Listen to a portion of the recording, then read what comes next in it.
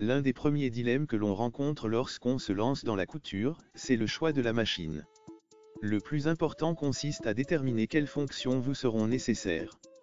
Il n'est pas utile de partir sur un modèle trop sophistiqué si vous n'êtes pas certaine que la couture vous plaira. Mais gardez également à l'esprit qu'une machine bon marché ne sera pas toujours une bonne affaire. L'idéal c'est à la fois une machine simple d'utilisation et proposant suffisamment de possibilités pour vous permettre de progresser. Pour bien choisir sa machine à coudre, il est important de prendre en compte ses désirs créatifs et le temps que l'on souhaite y consacrer, occasionnel ou régulier, reprise, habillement, décoration, patchwork, broderie ou encore le type de tissu que l'on souhaite travailler.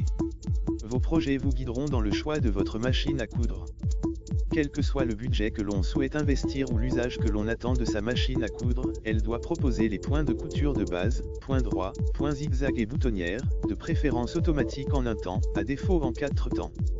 Attention, la mention « boutonnière en 4 temps » signifie que vous devez changer 4 fois vos paramètres de couture afin de coudre les 4 côtés de la boutonnière. Sur une chemise, cela peut être fastidieux. Le point pour couture stretch, ou élastique, s'avère utile pour travailler les tissus extensibles comme le jersey par exemple. Enfin, le point de surjet, aussi appelé point overlock, permet de réaliser des ourlets de bonne facture, même si un point zigzag serré près du bord peut aussi faire l'affaire.